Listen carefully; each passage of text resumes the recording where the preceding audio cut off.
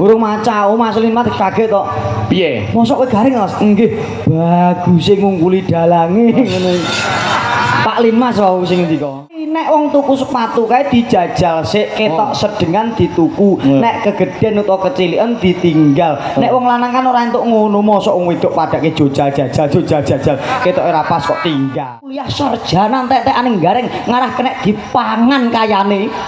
Atiku lara, Mas. Lara, atine wong Mas Gareng wis diniati tenan Iki Janom Surata kanggo ngurmati Mas Gareng minggah ning pepanggungan. Ngono ya, Mak. Heeh. Monggo dadekke to? Heeh.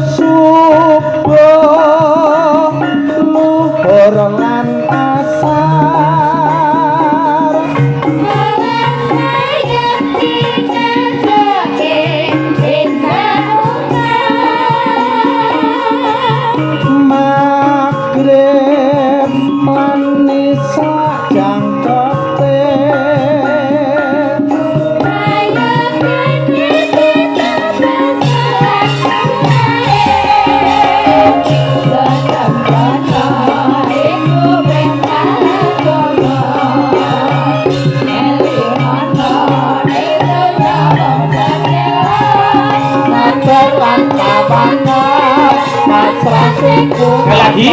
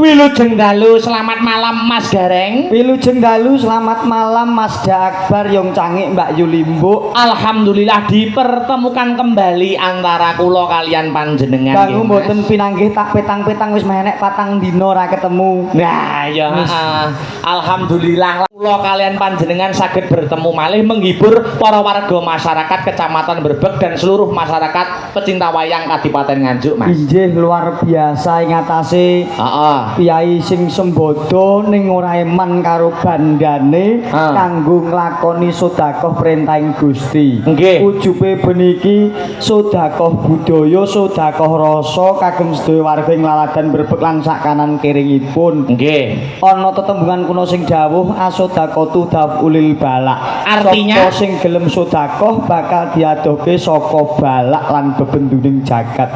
Muga-muga Mbak Zainah Zahra anggone nyambut karya mapan senadyan ing mancanegara tansah pinayungan dening Gusti Kang Maha Kuwasa satemah akalis ing rubeda antuk bagya mulya.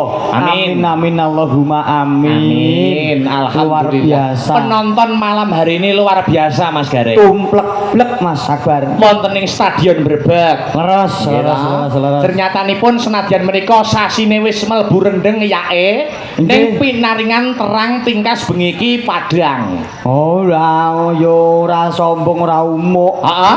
Eneng aku kok Mas. Dadi bengi iki ora udan kuwi merga saka ana garenge. Arep elek tanpa rupa. Aku trae wong sing kebak tirakat, aku iki kulino pager-pager Mas.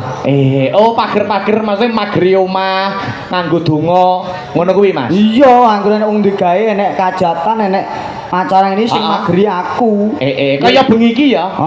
Nek bengi iki gak wateh aku Mas, nek sing ndek wingi Mas. Wah, ndek iki ndelok Pak Deku ndek gawe. Pak Demu duwe gawe. Sambatile, pagerono piye carane ben gak udan tur ben aman. Nah ngono. Alhamdulillah tak pageri rapet Mas, saking rapete tamu gak iso bomah. Aman ra ning apa-apa. Sik lho piye to? Kon mageri Ben ora ning apa-apa. heeh. Tak pageri saking rapete ora nek wong iso bomah. Lho, lah kok iso nganti ora iso mlebu omah iki lho. Ben ora ning apa-apa Mas. Lho.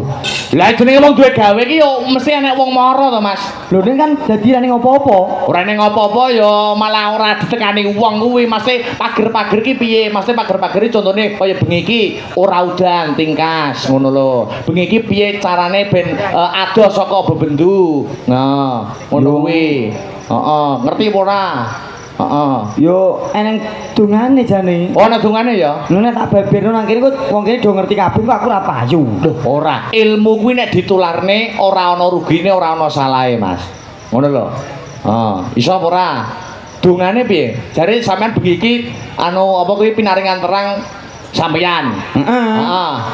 Jajal piye dungane? Yo nek wong Islam ya nganggo bismillah. Oh, bismillah. Yo bismillahirrahmanirrahim niat ingsun njaluk kersaning Gusti paring ana terang aja udan. Sing ngitan bali ngitan, sing kulon bali kulon, sing alor bali alor, sing kidul bali kidul nek sing dhuwur kersaning Gusti Allah. Wow. Sik piye dungane baleni? Bisa. Baleni. Bismillahirrahmanirrahim. Bismillahirrahmanirrahim. Tok kersaning Gusti paring ana seger kewarasan kali surbida ing sandikala aja udan. Nek sing ngitan bali ngitan, sing kulon bali kulon, sing lor bali alor, sing kidul bali kidul, dene sing kon dhuwur kersaning Gusti Allah. Lah kok ora balik mendhuwur? Angel Mas. Angel. Nek koitan kok kidul penak. Penak koitan angger diblak ngetan meneh. Nek kon dhuwur? Angel. Lho, selama iki udan iki kok dhuwur iki. Lah mula kuwi sing angel iki nek nolak udan kuwi kok. Walah telek. Tak kira nek iso tenan ngono apa piye kok iso. Ya ora wong kabeh iki gumantung kersaning Gusti. Ning menungso menang ambudidaya. Menungso mung menang ambudidaya, ana tetembungan kae. Heeh. Menungso mung bisa mbudidaya ning garis sing pesthi ana ngarsaning Gusti Kang Maha Kuwasa. Heeh. Ngono ning alhamdulillah mbok menawa bengi iki Heeh. warga masyarakat Brebeg kinasian dening Gusti nyatane ya kinayoman kawilujengan ora ana rubeda apa-apa ya ora ana udan ora ana angin. Amin. Alhamdulillah. Bakule ya akeh. Wah, bakule pol Mas mubeng iku bakul luar. Sampeyan mlebu ana lokasi kangelan ora Mas mau? Luar biasa hangele ora umum tujune kok dibantu Pak Linmas saged nerobos-nerobos terus teko lokasi mriki. Alhamdulillah. Iki upama ora dibantu Pak Linmas ora iso mlebu Mas saking kebake parkir. Ngono ya, Mas. Mula aku ya matur nuwun karo bapak-bapak parkir senadyan abot gaweane jaga montor. Mula sing kagungan montor ora usah kuwatir, wis dijaga pake parkir sing ana tengah wis dideleh pinggir, pampiye slamet ben ora duwe rasa kuwatir. Amin. Ngosik nek sampean mau dibantu karo Pak Linmas. Sampean budal tekan omah nek urung macak gareng to, Mas. Dereng. Lah kok iso Pak Linmas apal nek kowe iki gareng iki piye, Mas? Tak doi fotoku. Oh. Kok gareng Mas, mosok tak doi foto. Oh ya wis masuk ngono. Oh ngono ya. Tapi urung macak. Burung maca, Mas Lin mati kaget tok. Piye? Mosok kowe garing Mas? Nggih, bagus ngungkuli dalange ngono. Pak Lin Mas wae sing ngendika. Ora mungkin ora percaya aku. Oh, lah bocah kira ngandelan ndi to piye mau sing ndi to bocah iki. Kok iso muni ganteng garenge timbang dalange iki lho. Lho estu Mas. Nek pancen kowe ganteng kudune kowe ora mbok labur putih ngono kuwi. Kudune wani tampil apa adanya. Oh, alah bocah iki ora genah. Kok iso ora genah lho?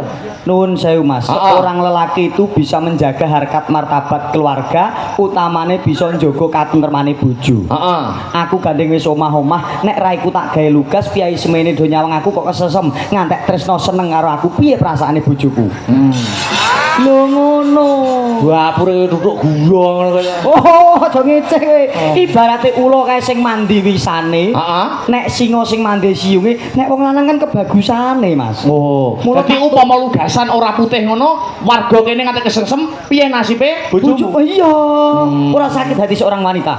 Iya. Lho. Ngono kuwi wong lanang sing bakoh ngono kuwi. Aja peh bagus adol baguse sapa-sapa di WA. Sapa-sapa senengi. Ana sing wong ngawi, ana sing wong lah gak apik. Siji wae nggo selawase. Sapa kuwi? Kancaku, Oh, kancaku. kancamu, iya. Bocah gak ning kene. Bocah gak ning kene.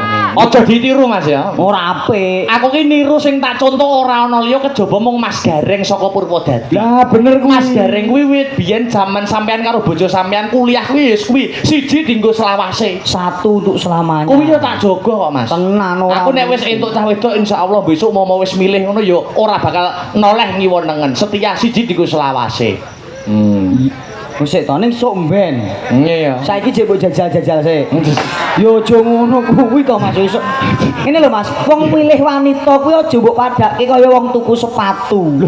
Nek wong wedok dipadake sepatu iki piye Mas? Lha kuwi nek wong tuku sepatu kae dijajal sik, ketok sedengan dituku. Nek kegeden utawa kecilikan ditinggal. Nek wong lanang kan ora entuk ngono, mosok wong wedok padake jajal, ketok ora pas kok tinggal. Lho, dijajal kuwi maksudnya ngene lho Mas, dijajal didalami karaktere. Mergo rabi kuwi sepisan kanggo selawase, kudu ngerti karakter dan kepribadiannya seperti apa. Oh dijajal, oh karakter bocah iki ngene. Oh nek bocah iki ngene iki kena nggo omah-omah selawase. Nek oh karakter ngene iki oh ora kena dienggo omah-omah selawase. Sing maksud dijajal iki dijajal karaktere, pemikirane, sudut pandange. Ngono lho. Lah nek sapa hotel? Nek ora ngawur hotel apa iso. Oke rumah sakit to kae? Rumah sakit. Oh tilik wong loro to? Niliki wong loro. Mas aku.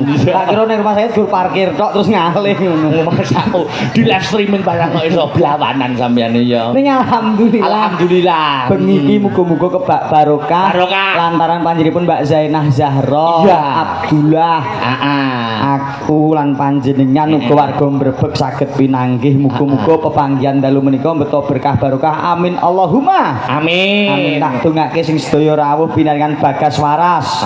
Panjang umur. Amin. Rezekine sempulur. Amin. Okeh sedulur. Amin. Kebak rasa syukur. Amin. Amin Allahumma.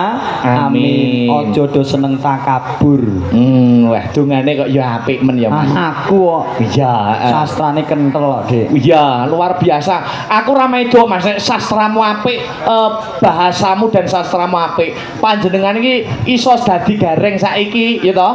Kondang ngendi-ngendi Mas Gareng Purwodadi, Mas Gareng Jajak iso pentas ning ndi-endi melu-melu dalang senior, melu dalang senior ABC. Mergo sampeyan ki biyen ki bekale wis cukup. Nuwun iki menika panjenengan nak kuliahe biyen jurusan pedalangan. Aku saiki gak nggo bekal kok, Mas. Yo, maksudnya biyen iki pondasine, S1-ne. Oh Yo. iya pondasine watu, pasir, semen komplit kae Mas. Yo, maksudnya ngene Mas, apa ngene enek wong takok apa ora? Takok pripun? Mamane, wah kuliah ngoyo-ngoyo petang tahun jurusan pedalangan kok gur saiki gur dadi gareng. Lah iki Mas ngelingke aku. Heeh, piye? Esu Mas, esu iki jujur iki. Pengalaman tenan iki ya. Pengalaman cerita tidak bohong. Kisah nyata. Kisah nyata. Piye Mas? Nun saya rampung sekolah SMA, aku mbacut kuliah ning isi Surakarta. Jurusane pedalangan. Pedalangan. Wah iya. Rampung kuliah aku mantuk gandeng dalang arang-arang. Dalang arang-arang. Aku gareng. Lah kok tanggaku Mas. Tanggamu piye? Semonto ngene. Piye? Tiwas kuliah sarjana entek-entekan ning gareng ngarah kena dipangan kayane. Atiku lara Mas. Loro, atine wong mata gareng wis diniati tenan Disepeleki kok disepeleki. Kadung ngoyo-ngoyo sarjana, bareng lulus entek-entek gur gareng koyo kena dipangan lara atiku. Loro ya atimu ya. Aku krungu tak parani ngomahe. Parane omahe. Kowe kene ngomong sing koyo ngono ning titeni 5 tahun kepungkur bakal tak buktekke aku. 5 tahun ke depan bakal mbok bukti. Alhamdulillah 2021 diuneni ngono, iki 2020 tak parani ngomahe. Heeh. Kowe mbiyen muni piye? Heeh. Tuas S1 dadi gareng tangeh kena dipangan. Saiki omong kamu piye? Bener aku ngono. Tak kira nek sugih ngono. Urung kok. Urung sugih to. Urung. Lah berarti bener omongane tanggamu. Bener. Lah ngono kok metenteng iki lho. Lah yo piye wong yo bener. Mangsaku kadung lara ati, kadung kecewa, kadung. Lah wong nesu yo ngono to, Mas. Oh iya.